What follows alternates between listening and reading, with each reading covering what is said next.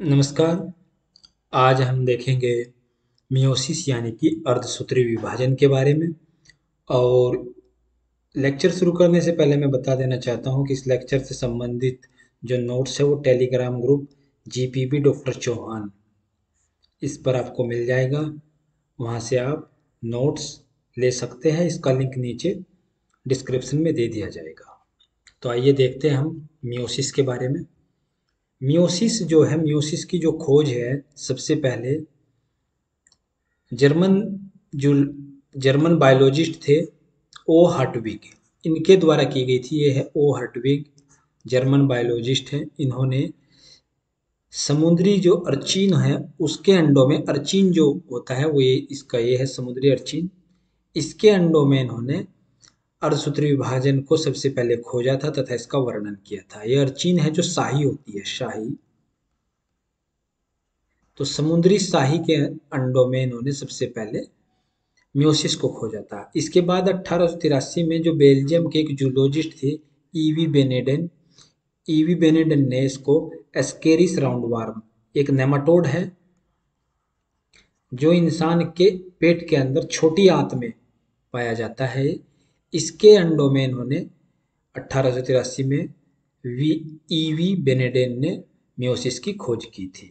तथा मियोसिस शब्द जो है वो 1905 में फार्मर्स एवं मूरे ने दिया था मियोसिस शब्द। तो खोज की है ओस्कर हर्टविग ने 1876 में, और ईवी बेनेडन ने 1883 में। वर्ड दिया है, जो टर्म दिया है वो फार्मर एंड मूरे ने 1905 में दिया है। अब मियोसिस क्या होता है कि जो मियोसिस होता है ये अर्धसूत्री विभाजन है, जनन कोशिकाओं में होता है। हमने देखा था कि माइटोसिस जो था, इससे पहला विभाजन जो था उसका लिंक नीचे दे दिया जाएगा, वो होता था वेजिटेटिव कोशिकाओं में, और ये होता है रिप्रोडक्टिव सेल में। जो कोशिकाएं जनन में भाग लेती है उनमें यह होता है। अगर प्लांट की बात की जाए तो प्लांट के अंदर ये कोशिकाएं फ्लावर के अंदर मिलेगी। फ्लावर में पुमंग और जायांग होते हैं, एंड्रोसियम गायनोसियम, उनमें केवल मियोसिस होता है और यह जनन में भाग लेता है, लैंगिक जनन में। इसके दौरान क्या होता है, एक कोशिका दो बार विभाजित होती है। माइटोसिस में एक बार विभाजित हुई थी, यहाँ पर एक कोशिका दो बार विभाजित होकर चार डॉटर सेल यानी कि संतति कोशिकाएं बनाती है। एक कोशिका विभाजित होगी तो उससे चार कोशिकाएं बनेगी। माइटोसिस में एक बार विभाजन होने से दो कोशिकाएं बनी थी। यहाँ पर जो चार संतति कोशिकाएं बनी है इसमें गुणसूत्रों की संख्या, जो मात्र कोशिका है इसको मात्र कोशिका बोलेंगे, इनको संतति कोशिका बोलेंगे। इसमें जो गुणसूत्रों की संख्या मान लीजिए, इसमें अगर 14 मान लिया जाए तो जो संतति कोशिकाएं आएगी उसमें गुणसूत्रों की संख्या आधी रहती है, सात सात होगी, चारों में आधी होती है। अर्थात ये जो संतति कोशिका है ये हैप्लोइड होती है। हैप्लोइड उस कंडीशन को बोलते हैं हम अगुणित, जब गुणसूत्रों की संख्या जो वेजिटेटिव सेल है, जो सोमेटिक सेल है, उससे आधी होती है, तो उस अवस्था को बोलते हैं हम हैप्लोइड। तो यहाँ पर ये कोशिकाएं हैप्लोइड है, इसमें गुणसूत्रों की संख्या आधी होती है। अर्धसूत्री विभाजन से क्या होता है, हमारी जो जनन कोशिकाएं होती है, जो हमारी सेक्स सेल है वो बनती है, उसको हम गैमिट कहते हैं। जब वो मैच्योर हो जाती है, ये जो सेल बनती हैं, जो चार, ये चारों सेल जब मैच्योर होगी तो उसको हम गैमिट बोलेंगे या सेक्स कोशिकाएं बोलेंगे। जैसे महिलाओं में एग बनता है और पुरुषों में स्पर्म बनता है, तो इसको हम ये जो स्पर्म और एग बोलेंगे जो होती है, ये जो कोशिकाएं होती है सेक्स सेल, ये मियोसिस के द्वारा बनती है। मियोसिस को हम दो चरणों में विभाजित करते हैं। दो चरणों में इसको मियोसिस फर्स्ट और मियोसिस सेकंड में विभाजित कर लिया जाता है। मियोसिस जो फर्स्ट है इसको रिडक्शनल डिवीजन भी कहा जाता है।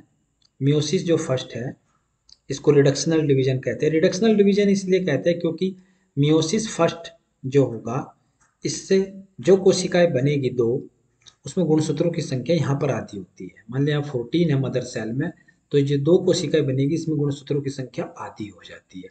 ये होता है मियोसिस फर्स्ट। फिर मियोसिस फर्स्ट के बाद आता है मियोसिस सेकंड, जिसमें इस कोशिका से दो कोशिकाएं बनेगी और इससे भी फिर दो कोशिकाएं बनेगी। अंत में इस पूरे साइकिल से एक कोशिका के द्वारा चार कोशिकाएं बन गई है। एक, ये, दो, तीन, चार। इसमें गुणसूत्रों की संख्या 7-7 रहेगी, जो इसमें है वो इसमें रहेगी। तो जो गुणसूत्रों की संख्या आधी होती है वो मियोसिस फर्स्ट के दौरान होती है। मियोसिस सेकंड में कोई चेंज नहीं होता, इसको इक्वेशनल डिवीजन या समरूपी विभाजन कहते हैं। अब जो पूरा मियोसिस है उसको जब हम ये देख रहे हैं कि दो चरणों में इसको विभाजित कर लिया जाता है, मियोसिस फर्स्ट, मियोसिस सेकंड। इस मियोसिस फर्स्ट में भी कुछ अवस्थाएं हैं, जैसे prophase first, metaphase first, anaphase first, telophase first, cytokinesis. इसका जो प्रोफेज फर्स्ट है वो काफ़ी कॉम्प्लिकेटेड है, काफ़ी लेंथी है, इसलिए इसको समझने के लिए आसानी से समझने के लिए इसको 5 भागों में विभाजित कर लेते हैं। लेप्टोटीन, जाइगोटीन, पैकेटीन, डिप्लोटीन और डाइकाइनेसिस। मियोसिस फर्स्ट की प्रोफेज फर्स्ट को इन 5 भागों में विभाजित करते हैं।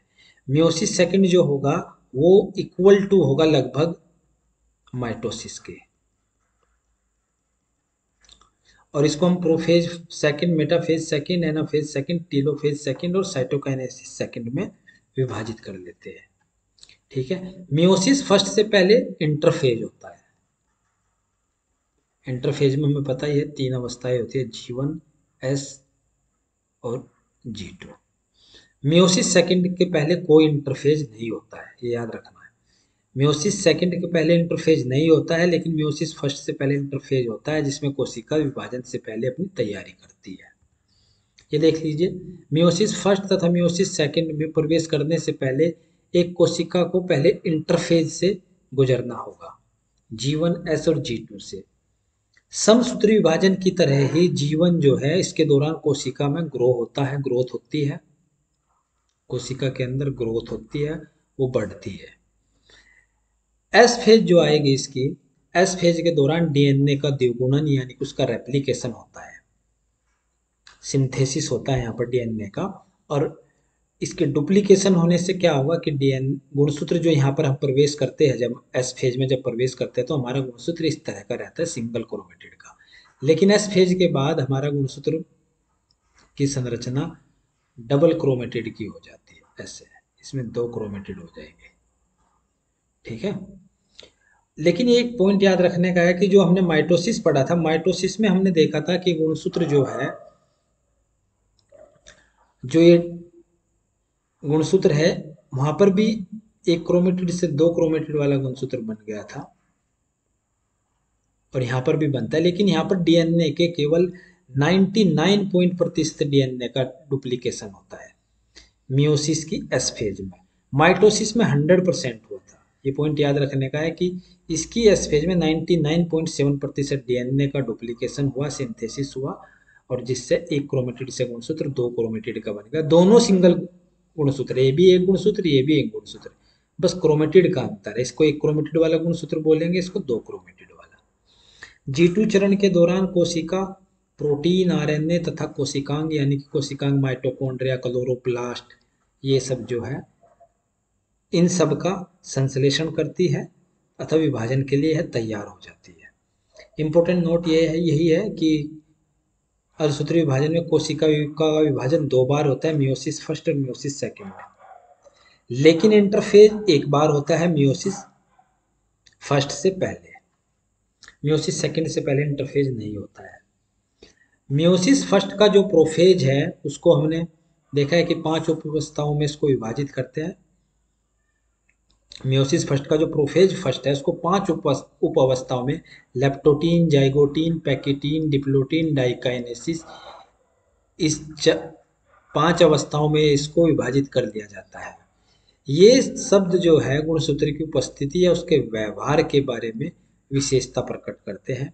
जैसे लेप्टोटीन क्या है, लेप्टोटीन का मतलब, लेप्टो का मतलब होगा आपका थिन, और टीन का मतलब होगा थ्रेड, बहुत ही बारीक धागे जो गुणसूत्र को डिनोट कर रहे हैं। ग्रीक वर्ड है लेप्टोटीन, इसका मतलब है थिन थ्रेड यानी कि बारीक धागे। गुणसूत्र यहाँ पर लंबे धागेनुमा होते हैं जो संघनित होने शुरू हो जाते हैं, और गुणसूत्रों के मध्य आकर्षण कम होता है। संघनित होने से गुणसूत्र क्या पहले पतले धागे जैसे दिखाई देंगे, लेकिन संघनित होने से और उसमें कोइलिंग होने से गुणसूत्र छोटे तथा मोटे होने लग जाते हैं। यहाँ पर केंद्रक झिल्ली और केंद्रिका उपस्थित होती है, और गुणसूत्र यहाँ पर क्योंकि सिंगल गुणसूत्र है तो एकल संयोजी दिखाई देंगे, मोनोवेलेंट दिखाई देते हैं लेप्टोटीन में, इस तरह से।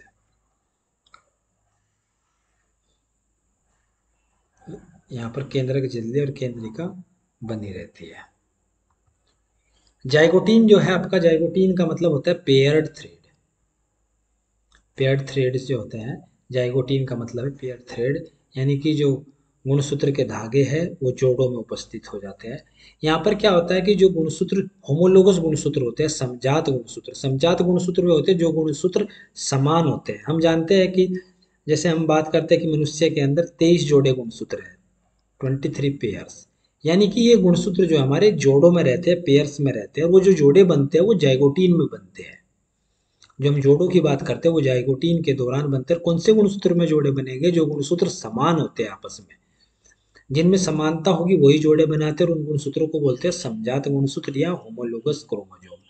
इनके मध्य आकर्षण बढ़ता है जिससे उनके बीच में पेयरिंग यानी कि युग्मन जोड़े बनते हैं, और युग्मन की इस प्रक्रिया को एक टर्म दिया गया है सिनेप्सिस। याद रखना इसको, सिनेप्सिस।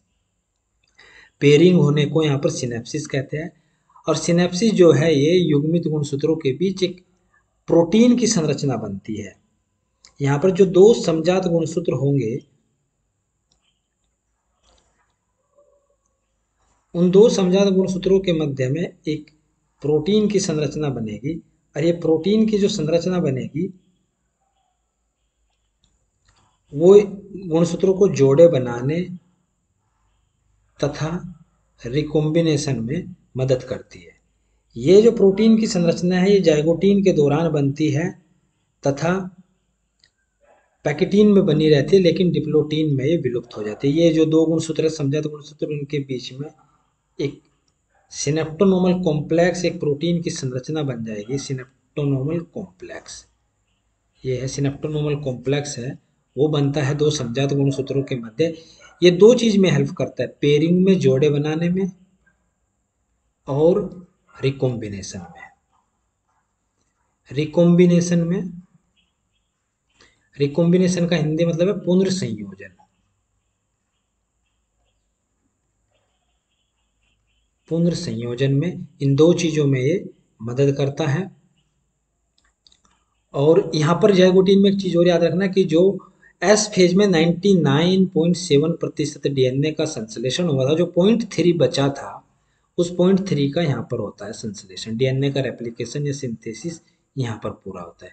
यहाँ पर गुणसूत्र द्विसंयोजी दिखाई देते हैं सिनेप्सिस के कारण। जब जोड़े बना लेते हैं, एक संयोजी ये और एक ये, तो ये द्विसंयोजी आपस में दिखाई देंगे। ये दोनों क्रोमेटिड नजदीक नजदीक होते हैं तो यहाँ पर द्विसंयोजी गुणसूत्र दिखाई देते हैं।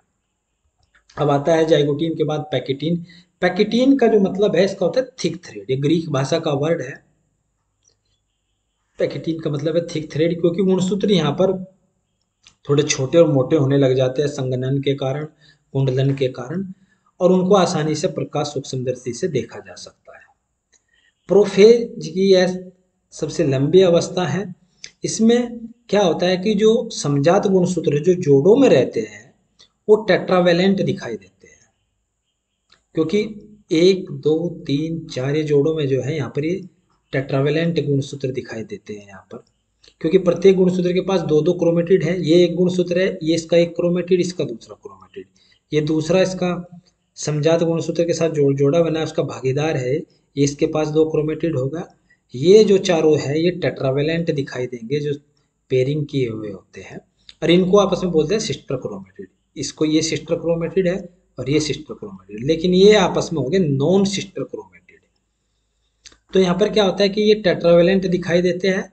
ध्यान रखना, लेप्टोटीन में मोनोवेलेंट है, एकल संयोजी। जाइगोटीन में ये द्विसंयोजी है, और पैकेटीन में चतुसंयोजी है। इनके पास दो दो क्रोमेटिड अलग अलग दिखाई देते हैं। यहाँ पर क्या होता है, जो इंपॉर्टेंट चीज है इस अवस्था की, यहाँ पर क्रॉसिंग ओवर होता है। ये क्रॉसिंग ओवर, जिसको जीन विनिमय बोलते हैं हिंदी में, ये ही रिकॉम्बिनेशन पैदा करता है।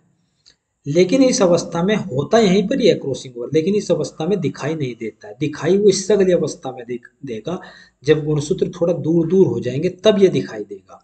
यहाँ पर क्या है कि गुणसूत्र काफी नजदीक रहते हैं, एक दूसरे पर लिपटे रहते हैं, और गुणसूत्र में आपस में क्रॉसिंग ओवर होता है। क्रॉसिंग ओवर कुछ नहीं होता कि जो दो जोड़े गुणसूत्र है उनमें से एक गुणसूत्र का कुछ हिस्सा टूटकर दूसरे गुणसूत्र के कुछ हिस्से से जुड़ जाता है, और इसका हिस्सा दूसरे का पहले हिस्से से जुड़ जाता है। इसी को क्रॉसिंग ओवर कहते हैं।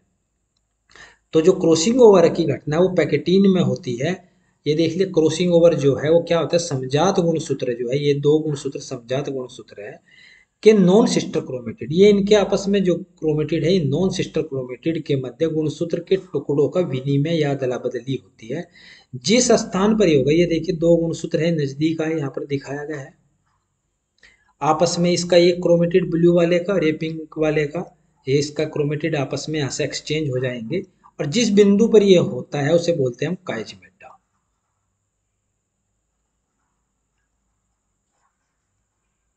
काइजिमेटा कहते हैं जिस बिंदु पर क्रॉसिंग ओवर होता है उसे बोलते हैं काइजिमेटा। इससे क्या हुआ कि देखिए आप जो पिंक वाला गुणसूत्र है इसका कुछ हिस्सा टूट कर इधर, ये देखिए इससे ब्लू वाले से अटैच हो गया, ब्लू वाले का टूट कर इधर इससे अटैच हो गया। तो यहाँ पर देखिए कैपिटल बी जो ये जीन को डिनोट कर रहा है, ये जीन को डिनोट कर रहा है, जीन के रूप को डिनोट कर रहा है। बी जिसको हम एलील बोलते हैं, ये स्मॉल बी है। इस गुणसूत्र से स्मॉल बी इधर आ गया कैपिटल बी के स्थान पर, कैपिटल बी इधर स्मॉल बी के स्थान पर ये आ गया, ये चेंज हो जाता है, एक नया कॉम्बिनेशन यहाँ पर बन गया। पहले इस गुणसूत्र में स्मॉल ए तथा स्मॉल बी था, स्मॉल बी था, अब यहाँ पर स्मॉल ए तथा कैपिटल बी हो गया इस गुणसूत्र पे। तो जो ये नए टाइप का कॉम्बिनेशन बना है इसी को रिकॉम्बिनेशन बोलते हैं और इसमें सिनेप्टोकोमा नोवल कॉम्प्लेक्स भी रोल प्ले करता है, जो अभी हमने डिस्कस किया है। डिप्लोटीन में क्या होगा कि जो गुणसूत्र होते हैं वो अलग होना शुरू हो जाते हैं क्योंकि उनके मध्य आकर्षण कम हो जाता है, जिससे युग्मित जो जोड़े बनाए हुए गुणसूत्र थे वो थोड़ा अलग हो जाते हैं। हालांकि गुणसूत्र पूरी तरीके से अलग नहीं होते क्योंकि जिस बिंदु पर ये गुणसूत्र आपस में यहाँ पर, भले ही यहाँ पर दिखाया गया हो वैसा इस फिगर में, लेकिन ये यहाँ पर थोड़ा सा जुड़े रहते हैं, जहाँ पर गुणसूत्र आपस में एक दूसरे के साथ एक्सचेंज करते हैं, क्रॉसिंग ओवर होता है, जहाँ पर काइजमेटा बिंदु बनता है उस पर ये थोड़ा सा अटैच रहते हैं, बाकी हिस्से से जुड़े रहेंगे। यहाँ पर ये अटैच रहेंगे, बाकी हिस्से से डिप्लोटीन में अलग हो जाते हैं, काइजेमेटा पर ये जुड़े रहते हैं। इस अवस्था में क्रॉसिंग ओवर दिखाई देता है। क्रॉसिंग ओवर होता पैकेटीन में है लेकिन यहाँ पर दिखाई देता है, लेकिन यहाँ पर सिनेप्टोनोमल कॉम्प्लेक्स विलुप्त हो जाता है, जिसका भी हमने डिस्कस किया था। सिनेप्टोनोमल कॉम्प्लेक्स जाइगोटीन में बना था, पैकेटीन में बना रहा और ये डिप्लोटीन में विलुप्त हो गया। इसके बाद आती है अवस्था पांचवी डाइकाइनेसिस। डाइकाइनेसिस का मतलब होता है मूवमेंट करना। जो ये गुणसूत्र रहते हैं कोशिका के अंदर केंद्रक में, ये बाकी तो अलग हो गए लेकिन काइजमेटा बिंदु पर ये आपस में जुड़े हुए हैं। अब ये यहाँ पर क्या होता है डाइकाइनेसिस में कि ये गुणसूत्र और ज्यादा संघनित और कोइलिंग होकर छोटे मोटे हो जाते हैं। यहाँ पर जो गुण केंद्रक झिल्ली और केंद्रिका होती है वो विलुप्त हो जाती है, ये विलुप्त हो जाएगी और जो गुणसूत्र अंदर रहेगा, यहाँ पर सेंट्रोसोम जो बनते हैं दोनों ध्रुवों पर, इनसे स्पेंडल फाइबर निकलकर जुड़ जाते हैं। यहाँ पर स्पेंडल फाइबर जुड़ जाएंगे, केंद्र की झिल्ली और केंद्रिका विलुप्त हो जाती है। यहाँ पर तर्कुतंतु लिखा है इसमें, तीसरा पॉइंट, तर्कुतंतु बन जाते हैं तथा गुणसूत्र के सेंट्रोमियर से जुड़ जाते हैं। यहाँ पर गुणसूत्र अभी भी काइजमेटा बिंदु पर एक दूसरे से बंधे हुए हैं और तथा ये गति करने लग जाते हैं मिड प्लेट की ओर। इसका नाम भी है डाइकाइनेसिस मूवमेंट थ्रू, यानी कि मिड प्लेट की ओर ये गति करने लग जाते हैं गुणसूत्र। अब आया आपका मेटाफेज। मेटाफेज फर्स्ट आ गया आपका। अब जब गुणसूत्र मिड प्लेट की ओर गति करने लग जाते हैं तो यहाँ पर क्या होता है कि समजात गुणसूत्र जोड़ों में रहते हैं। यहाँ पर समजात गुणसूत्र जो है जोड़ों में आएंगे और मिड प्लेट के आसपास ही आकर व्यवस्थित हो जाते हैं। लेकिन याद रखना अभी भी गुणसूत्र जो है वो काइजमेटा बिंदु पर एक दूसरे से अटैच होते हैं, बाकी पूरे हिस्से पर ये अलग हो जाते हैं। तो इस तरह गुणसूत्र जो है मिड प्लेट पर आकर व्यवस्थित हो जाते हैं तथा इन गुणसूत्रों से स्पेंडल फाइबर जुड़ जाता है।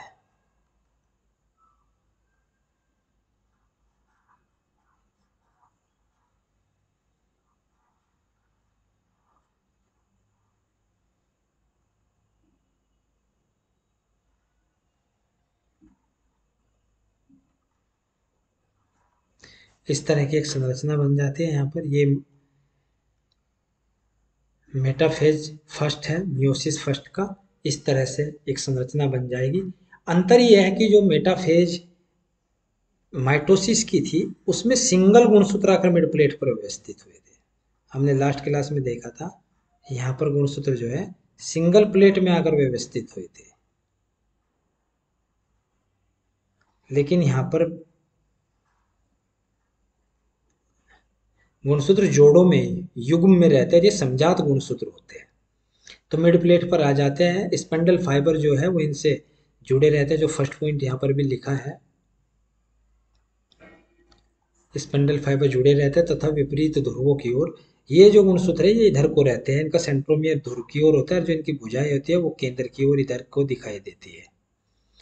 ये जो इस तरह से इनका अरेंजमेंट होता है, इस तरह से विन्यास होते हैं, इसी की वजह से क्या होता है, जब कोशिका का विभाजन होता है तो प्रत्येक जोड़े का, ये एक जोड़ा, दूसरा जोड़ा, प्रत्येक जोड़े का एक गुणसूत्र ऊपर जाता है, एक गुणसूत्र नीचे आता है, अलग अलग ध्रुवों पर जाते हैं, जिससे गुणसूत्र आधे आधे बढ़ जाते हैं, आधे ऊपर चले जाएंगे और आधे नीचे चले जाएंगे। इसके परिणाम स्वरूप जो बाद में केंद्रक बनेंगे, कोशिकाएं बनेंगी, उसमें गुणसूत्रों की संख्या आधी रहती है, इसीलिए इसको रिडक्शनल डिवीजन बोलते हैं, म्यूसिस को। तो यह विन्यासित जो अभिविन्यास है सुनिश्चित करता है कि जब कोशिका विभाजित होगी तो प्रत्येक युग्म का एक गुणसूत्र प्रत्येक ध्रुव पर जाएगा। प्रोफेज फर्स्ट के अंत में और मेटाफेज फर्स्ट के दौरान याद रखना टर्मिनलाइजेशन की प्रक्रिया होती है। टर्मिनलाइजेशन कुछ नहीं होता है, टर्मिनलाइजेशन जो जिस बिंदु पर क्रॉसिंग ओवर होता है, जिसको हम काइजमेटा कहते हैं, काइजमेटा का गुणसूत्र के टर्मिनल पॉइंट की ओर, आखिरी बिंदु की ओर खिसकना। मान लीजिए यहाँ क्रॉसिंग ओवर हुआ था, ये धीरे धीरे जो है जब गुणसूत्र ये अलग होगा और ये अलग दूर जाएंगे तो ये धीरे धीरे सरक कर ये लास्ट बिंदु पर यहाँ पर आ जाता है, सरकता सरकता, इसी को टर्मिनलाइजेशन बोलते हैं। ये यहाँ आ जाएगा और फिर जब यहाँ आ जाएगा तो फिर इसके बाद गुणसूत्र अलग अलग हो जाते हैं। ये प्रक्रिया जो है वो प्रोफेज के अंत में तथा मेटाफेज के दौरान होती है।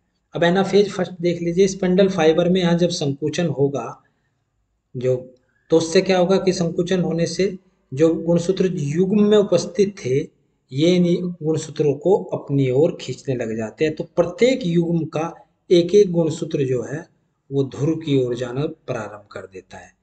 जब यहाँ से जो स्पेंडल फाइबर है इनमें जब संकुचन होगा तो ये छोटे हो जाएंगे, छोटे होने से क्या होगा कि गुणसूत्र जो है वो ध्रुव की ओर जाना प्रारंभ करते। लेकिन याद रखने वाली बात है कि यहाँ पर जो गुणसूत्र है इनमें डबल क्रोमेटिड है। माइटोसिस की जो एनाफेज हुई थी उसमें गुणसूत्रों में सिंगल क्रोमेटिड था, और जो अगली मेटाफेज मियोसिस सेकंड आएगी उसमें भी सिंगल क्रोमेटिड रहता है। यहाँ पर गुणसूत्र जो है ये डबल क्रोमेटिड वाले होते हैं। तो जब स्पेंडल फाइबर संकुचित सिकुड़ने लग जाएगा तो धीरे धीरे गुणसूत्र को ये अपनी ओर खींचता चला जाता है और गुणसूत्र ध्रुवों की ओर जाते हैं। इस प्रकार जो जोड़ों में गुणसूत्र थे एक जगह मिड प्लेट के आसपास वो अलग अलग हो जाते हैं और इस गुणसूत्र के अलग होने को बोलते हैं क्रोमोसोम डिसजंक्शन। यहाँ पर सेंट्रोमियर का विभाजन नहीं होता है क्योंकि माइटोसिस और में सेंट्रोमियर का विभाजन होकर एक क्रोमेटिड ऊपर गया था एक नीचे, यहाँ पर पूरा गुणसूत्र ऊपर जाता है, दो क्रोमेटिड वाला दो क्रोमेटिड वाला इधर आता है, तो सेंट्रोमियर के विभाजन की यहाँ पर जरूरत नहीं होती है।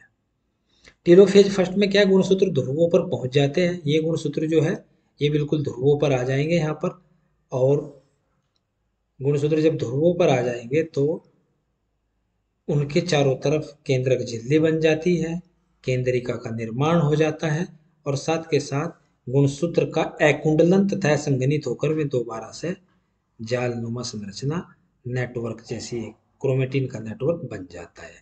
तो एक कोशिका के अंदर तथा केंद्र केंद्रिका झिल्ली बन गई, दो संतति केंद्रक बन गए, लेकिन याद रखना इन केंद्रक में गुणसूत्रों की संख्या आधी है, दोनों में आधी आती है, यानी कि हैप्लोइड है। जो मात्र कोशिका थी उससे आधी रह जाती है इसमें। स्पंडल फाइबर का यहाँ पर विघटन हो जाता है। इसके बाद कोशिका जाती है साइटोकाइनेसिस में। साइटोकाइनेसिस में क्या होगा कि कोशिका यहाँ से विभाजित होकर जाएगी और दो कोशिकाएं बन जाएगी, लेकिन कुछ कोशिकाएं साइटोकाइनेसिस में न जाकर सीधे यहीं से ही मियोसिस सेकंड की प्रोफेज सेकंड में प्रवेश करती है, साइटोकाइनेसिस में नहीं जाती है। हालांकि कुछ कोशिकाएं जाती है। अगर कोशिकाएं इसमें जाती है तो दो संतति कोशिकाएं बन जाएगी और जिसमें दो संतति कोशिकाएं बन जाएगी जिसमें गुणसूत्रों की संख्या आधी होती है।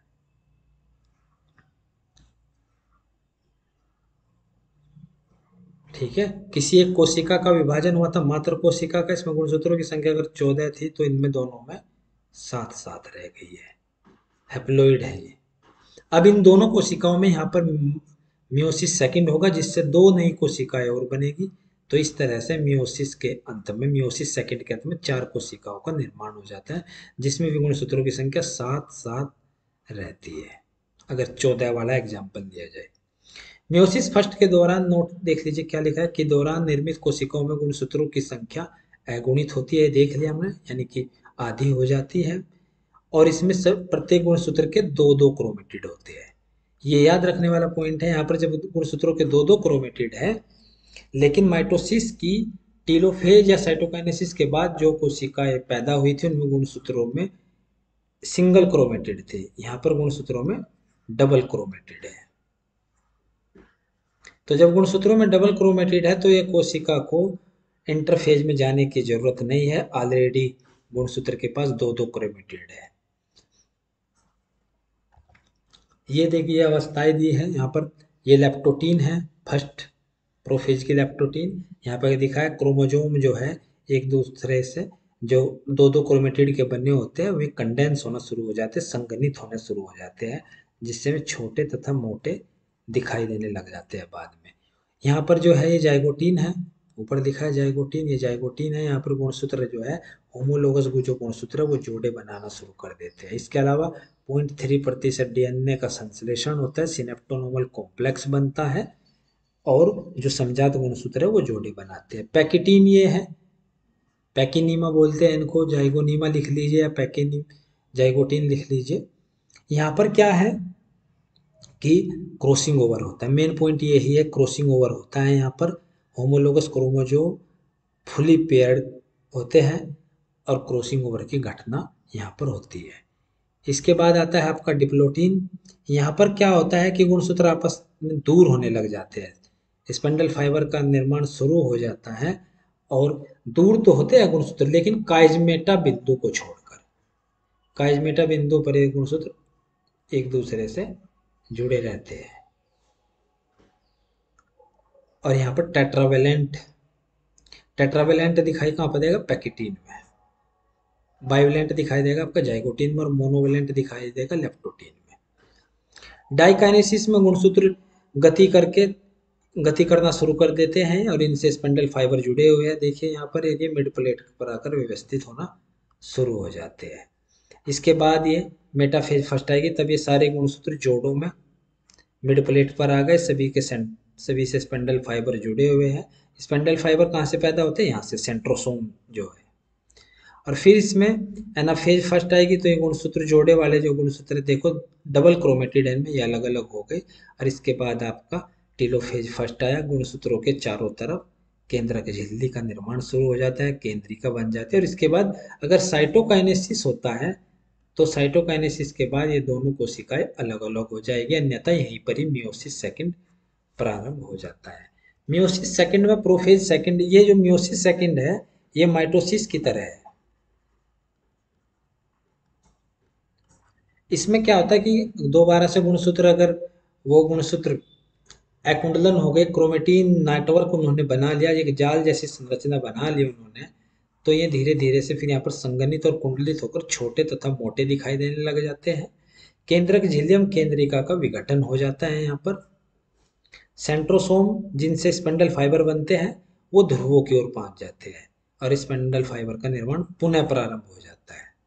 याद रखना कि टीलोफेज फर्स्ट के बाद साइटोकाइनेसिस भी हो सकता है या डायरेक्ट ये प्रोफेज सेकंड में आ सकते हैं। और दूसरा, जब टीलोफेज फर्स्ट के अंत में गुणसूत्र होते हैं तो कोई जरूरी नहीं कि वे असंगनित होकर अकुंडलित होकर धागे जैसी संरचना बनाए, कुछ केस में वे छोटे तथा मोटे ऑलरेडी रहते हैं और वो सीधा इसमें प्रोफेज सेकंड में प्रवेश कर जाते हैं।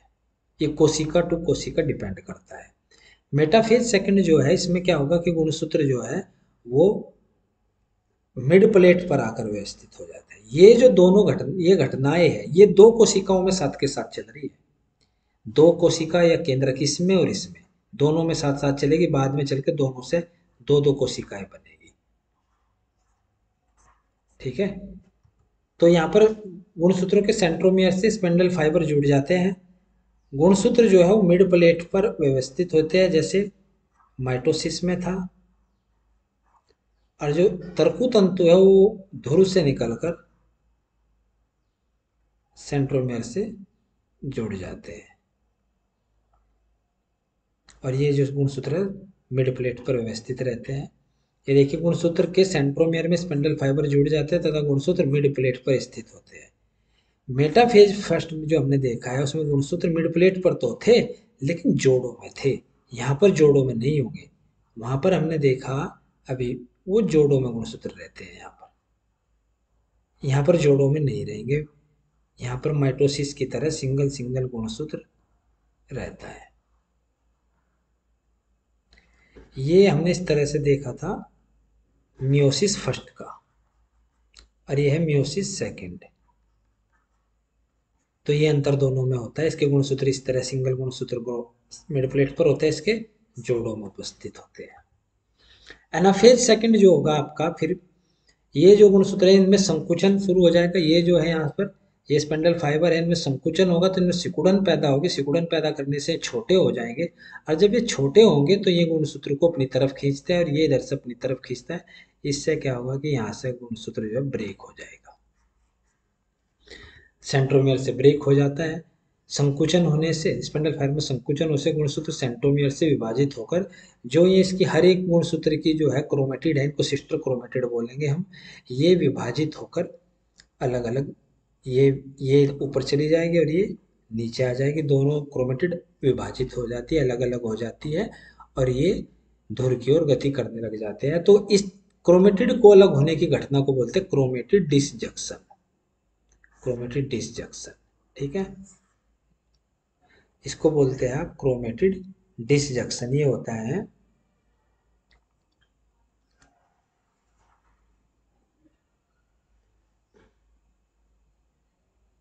ये एनाफेज के दौरान होता है। देखो यहाँ पर थोड़ा सा फिगर बना के दिखा देते हैं आपसे।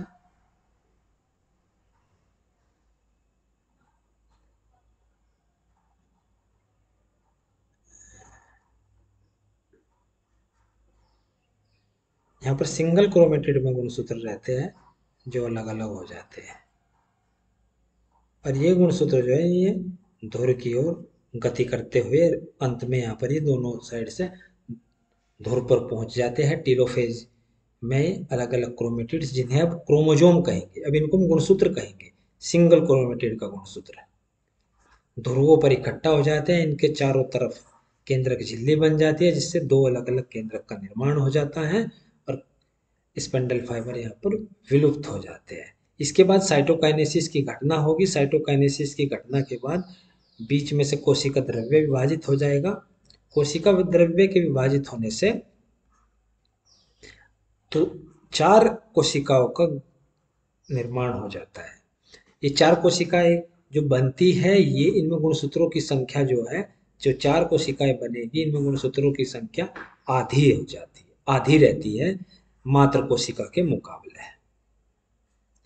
और जो कोशिकाएं बनते हैं वो जेनेटिक रूप से भी भिन्न होती है। गुणसूत्रों की संख्या तो आधी होती है, लेकिन ये आपस में भी भिन्न होती है। किसकी वजह से होती है भिन्न? क्रॉसिंग ओवर की वजह से। जो हमने अभी देखा है कि क्रॉसिंग ओवर की वजह से ये जो इसमें आपस में अदला बदली हुई है, ये जो चेंज हुआ है, ये इसका कुछ हिस्सा टूटकर इधर चला गया, इसका कुछ हिस्सा टूटकर इधर चला जाए। तो जब ये बाद में ब्रेक होकर ये क्रोमेटिड इधर जाएगा, ये क्रोमेटिड इधर जाएगा, तो ये इस क्रोमेटिड में और इस क्रोमेटिड में तो अंतर हो गया ना। ये पूरा का पूरा आप देखिए ब्लू है, लेकिन इस क्रोमेटिड में कुछ हिस्सा ब्लू है, कुछ पिंक है। इधर का जो पूरा का पूरा ये क्रोमेटिड होगा, ये पूरा ब्लू होगा। और जब ये क्रोमेटिड अलग होगा इससे, इसका ज़्यादा हिस्सा पिंक है और ये कुछ हिस्सा जो ब्लू जुड़ गया है। अब ये ये क्रोमेटिड और ये क्रोमेटिड अलग कोशिका में जाएगा, ये अलग में जाएगा।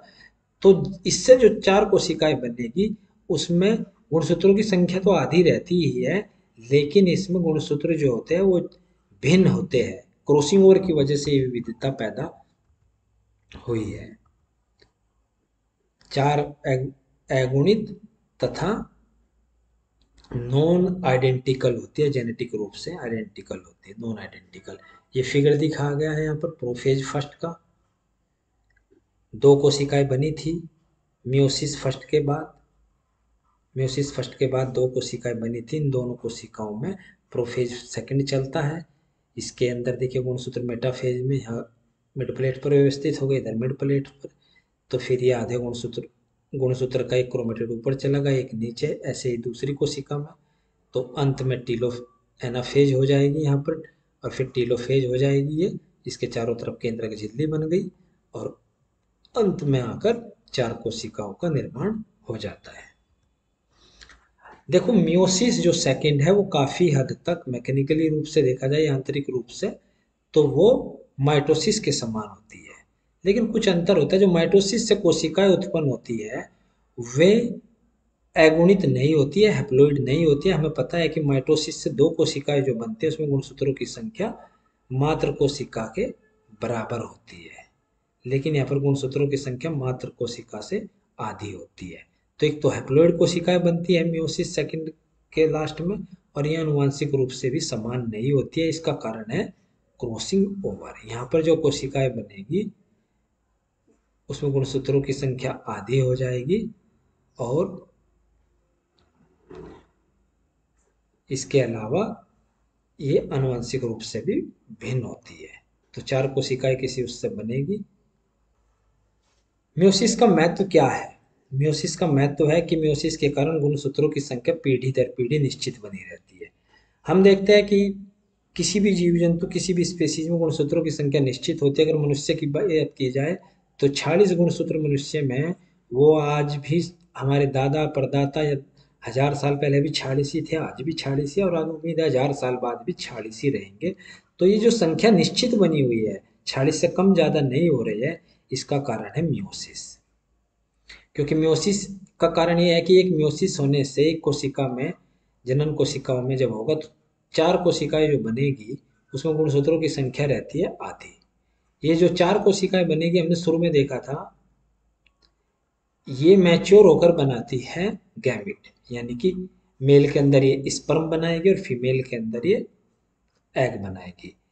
तो जब ये चार कोशिकाएं बनती हैं, इसमें गुणसूत्रों की संख्या आधी होती है, तो एक कोशिका मेल से और एक कोशिका की फीमेल से जब जुड़ती है दोनों, तो फिर दोबारा से 23 गुणसूत्र इसके, 23 इधर से आएंगे, फिर दोबारा से 46 बन जाते हैं, दोबारा से 46 बन जाएगी। इस तरह पीढ़ी दर पीढ़ी गुणसूत्रों की संख्या निश्चित बनी होती है। दूसरा महत्व है कि मियोसिस से लैंगिक जनन होता है, माइटोसिस से अलैंगिक जनन हुआ था, इसमें लैंगिक जनन होता है। मियोसिस से जो विभिन्नता उत्पन्न होती है, ये विभिन्नता क्रॉसिंग ओवर के कारण हुई है। क्रोमोजोम का जो रीअरेंजमेंट हुआ था मेटाफेज के दौरान, जो गुणसूत्र जोड़ों में इकट्ठे हुए थे, इसका मतलब ये है कि कौन सा गुणसूत्र ऊपर जाएगा और कौन सा गुणसूत्र नीचे जाएगा, ये मियोसिस में रैंडमली होता है, और इसकी वजह से विविधता उत्पन्न होती है। जैसे ये गुणसूत्र जोड़ों में अगर है मेटाफेज फर्स्ट के दौरान, और जब ये दोनों अलग अलग होंगे, जो जोड़े जब अलग अलग होते हैं, अब कौन सा गुणसूत्र ऊपर जाएगा, कौन सा जोड़ा ऊपर जाएगा, कौन सा नीचे आएगा, ये सब रैंडमली होता है। तो इन दो घटनाओं के कारण से गुणसूत्र का कौन सा अरेंजमेंट ऊपर जाएगा, कौन सा अरेंजमेंट नीचे जाएगा, ये ऊपर जाएगा या ये इसके साथ जाएगा या ये इसके साथ जाएगा, इस तरह का जो अरेंजमेंट होता है गुणसूत्र का और क्रॉसिंग ओवर है, उन दो की वजह से विभिन्नता उत्पन्न होती है। और ये विभिन्नता जो है इवोल्यूशन का कारण बनती है, यानी कि कर्मिक विकास का कारण बनती है। कर्मिक विकास क्या है, इसकी थ्योरी जो है, इवोल्यूशन थ्योरी जो है, वो डार्विन ने दी थी, जो बताता है कि नई नई जातियां, प्रजातियां कैसे पृथ्वी पर उत्पन्न हुई है, कैसे इंसान बंदर से पैदा हुआ है। इस सब के जवाब थ्योरी ऑफ इवोल्यूशन देती है। तो थ्योरी ऑफ इवोल्यूशन में जो इवोल्यूशन है उसका जो जिम्मेदार होता है, जो पैदा होता है, वो मियोसिस की विभिन्नता के कारण इवोल्यूशन होता है। इसके अलावा भी म्यूटेशन होता है, लेकिन म्यूटेशन के अलावा क्रॉसिंग ओवर, रिकॉम्बिनेशन जो हुआ था पैकेटीन में, और जो गुणसूत्रों का रीअरेंजमेंट होता है मेटाफेज और एनाफेज के दौरान, उस सब के कारण विभिन्नता उत्पन्न होती है, और विभिन्नता के कारण इवोल्यूशन होता है, और इवोल्यूशन से नई नई जातियों का विकास होता है। Thank you very much.